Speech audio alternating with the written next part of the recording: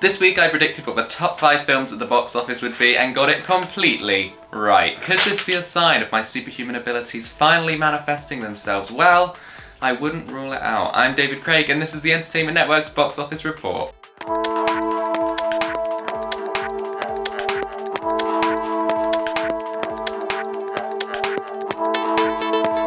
At the box office this week, Tom Cruise proves that he still has some firepower left in him by catapulting Mission Impossible Rogue Nation to the top of the box office. It's been a rough few years for Cruise with his last 3 films, Edge of Tomorrow, Oblivion and Jack Reacher, all underperforming at the box office. With this week's debut, however, Tom Cruise proves that at least within the Mission Impossible franchise, he does have some firepower left in him. You're stepping over a line now. The film pulled in $56 million over the weekend, landing at the #1 spot with ease. Rogue Nation also performed well internationally, pulling in $65 million and outdoing the previous installment in the franchise, Ghost Protocol, in the process. This very strong performance lends credence to Cruise's comments last week that a 6th Mission Impossible film is already in the works and could go into production as early as next year. Skydance and Paramount Pictures, however, would do well to remember that one of the reasons for Mission Impossible's recent success is its high level of quality that perhaps couldn't be maintained if the next installment was rushed to the screen. It was a less successful week for Ed Helms and the people behind the new Vacation film. This reboot of the franchise was much anticipated, with many fans believing it would be able to hold its own against the critically acclaimed first 2 installments in the series. However,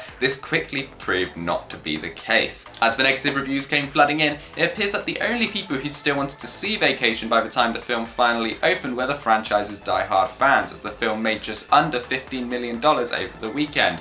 This is far below expectations. Vacation was expected to open with closer to $30 million and has likely killed this franchise off for about another 15 years or so at least. As I mentioned on the weekly roundup on Friday, Marvel Studios recently put the writers of this new Vacation movie in charge of their Spider-Man reboot, a decision you have to wonder if they're regretting in the wake of Vacation's critical and commercial failure. Both Ant-Man and Minions had solid holds this week, taking the #3 and #4 spot respectively, while Adam Sandler's Pixels continues to underwhelm. The film fell from #2 to #5 in its second week with a drop of about 56%. The film has now made over $100 million worldwide and so potentially could still turn a profit, albeit a very small one. However, while we'd all like to see Adam Sandler taken down a peg, the unfortunate truth is that this will probably have very little impact on the man's career. After all, for the next few years, Sandler has a safe home at Netflix where he'll produce some likely terrible movies for the streaming service, and by the time that deal wraps up, Hollywood execs will likely be ready to give him another chance at the box office. Finally, Paper Towns and Terminator Genisys both dropped by about 63% this week, making them 2 of the weekend's worst performers. Indeed, Terminator Genisys has performed so badly in the United States that it has once again put the Terminator franchise in peril, with the planned trilogy now potentially to be scrapped. That's all for this week's box office report. Thank you so much for watching. I hope you'll like the video, subscribe to this channel and let me know your thoughts on all the movies discussed in this week's episodes in the comments section below. I'm David Craig and this is the Entertainment Network's Box Office Report.